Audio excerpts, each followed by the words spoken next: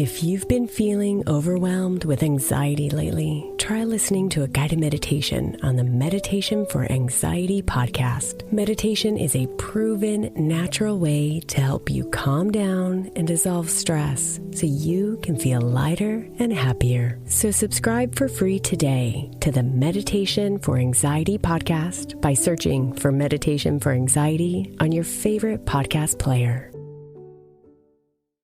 This is Optimal Living Daily, episode 2982. Thanksgiving is good for your mental health by Tamsen Firestone with psychalive.org. And I'm Justin Malik. Happy Thanksgiving if you're listening in real time. Welcome back, or welcome for the first time if you're new here. This is where I read an article every day of the year to help you and me have a little more happiness, inspiration, or motivation in our day. And today's article mostly talks about a partner in your life, but if you don't have one, this works if you substitute that with a friend or family member, even business partner, you name it. So something to keep in mind. But with that, let's get right to it as we optimize your life. Thanksgiving is good for your mental health by Tamsen Firestone with psychalive.org. Research shows that expressing gratitude is good for your mental health. It increases happiness and decreases depression. It also enhances empathy and reduces aggression. It promotes social interactions and fosters new relationships. Gratitude counteracts other toxic emotions such as envy, resentment, victimization, and cynicism. It not only reduces stress, but research indicates that it may also play a major role in overcoming trauma. All good things, but one more psychological benefit of expressing gratitude is that it undermines the critical inner voice and helps to weaken its influence on you. And finally, gratitude helps cultivate love. Gratitude interrupts your critical inner voice.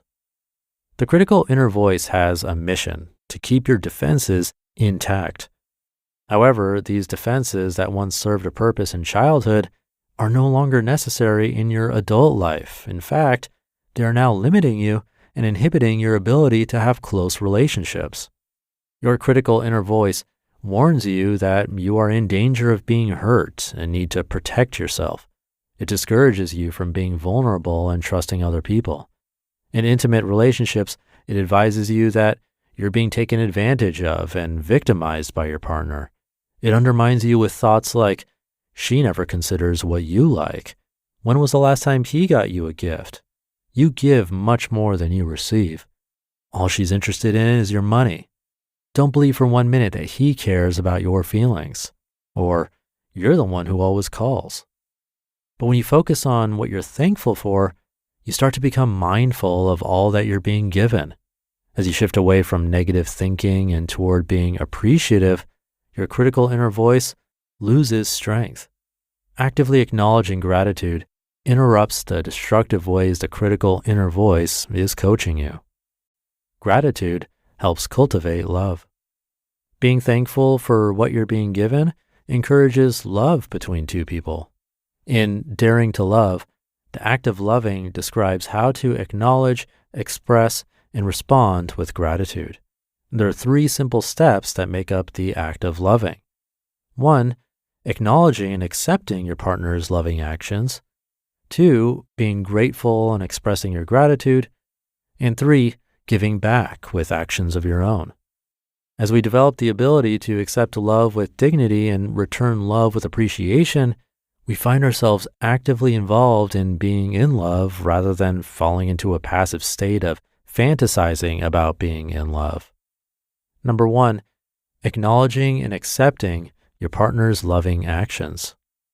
The first step is to recognize and accept the loving actions coming from your partner.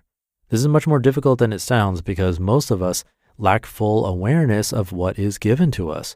We tend to see our partner in terms of what we want from him or her, or what we should be getting from him or her. To gain perspective, step back from your partner. As you stand apart, get a feeling for yourself as a separate, independent person perfectly capable of functioning on your own. The world doesn't owe you anything, and in spite of life's disappointments and frustrations, you are a victim of no one. You are just you alone. Now take a look at your partner apart from you. Separate from anything you may expect, want, or demand from your partner. Separate from any role your partner may be fulfilling in relation to you. Like you, your partner is a person alone. And once you're able to experience yourself and your partner from this vantage point, seeing the two of you as two discrete individuals, look at what your partner is giving you. Now, don't look for grandiose gestures of love and devotion. Don't look for what you think your partner ought to be doing for you. Look for real, everyday acts of thoughtfulness, sensitivity, and kindness. Look for unique acts of giving that are an expression of your partner's nature and sensitivity to your nature. Partners hurt each other by overlooking simple acts of love. However, when you acknowledge your partner's acts of love, you accept the love your partner is offering to you. Number 2, being grateful and expressing your gratitude. Once you've acknowledged and accepted what your partner is giving you, the next step is to be grateful and express your gratitude to your partner. But don't rely on the occasional extravagant or effusive expression of gratitude. Instead, express your gratitude to your partner whenever you experience tender feelings of thankfulness because he or she has extended kindness, sensitivity, or generosity to you. And number 3, giving back with actions of your own. Once you've acknowledged, accepted, felt gratitude, and expressed your gratitude for what your partner is giving you, the final step is to give back to your partner. But giving back to your partner is about being attuned to your partner as a person, separate from you and your relationship. Giving back to your partner involves, first of all, your awareness that you are two different people with your own individual traits, interests, and desires. And it's this awareness that attunes you to what your partner personally wants and needs. Therefore, the final step is the act of responding to your partner's personal needs with actions that are highly sensitive. Because this personal level of giving is such a profound expression of yourself, the more wholeheartedly you give back to your partner, the more fully you realize who you are. Expressing your love in this manner enriches both your lives. Expressing gratitude will enhance your life, improve your relationships, and increase your overall sense of well-being. Giving thanks is a healthy habit that is worth practicing every day, not just on the fourth Thursday in November. You just listened to the post titled, "Thanksgiving is Good for Your Mental Health" by Tamsen Firestone with psychalive.org.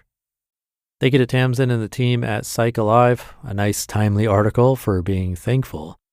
I think this is easier said than done, but a really good reminder. No matter the relationship, whether it be partner or spouse, friend, family member, and so on, it can be really easy to forget that they're a completely different person with different needs and wants, and different ways of expressing their love and or gratitude. It reminds me of that book about love languages. There are different ways that people express their love. The popular book about it mentions 5 in particular: words of affirmation, quality time, physical touch, acts of service, and receiving gifts. For me personally, I don't care all that much about gifts. They're nice and all, but to me, not very important. But that doesn't mean I should roll my eyes or ignore and not be grateful if someone gives me a gift. It should be appreciated because maybe that person never gets gifts and feels like it's very special to give and receive them. We're all different and have our own ways of showing appreciation, and also which of these we like to receive will vary too. So something to keep in mind, especially for Thanksgiving. And with that, have a very happy Thanksgiving if you're listening in real time and celebrating. Have a great rest of your day, and I'll see you tomorrow for the Friday show, where your optimal life awaits.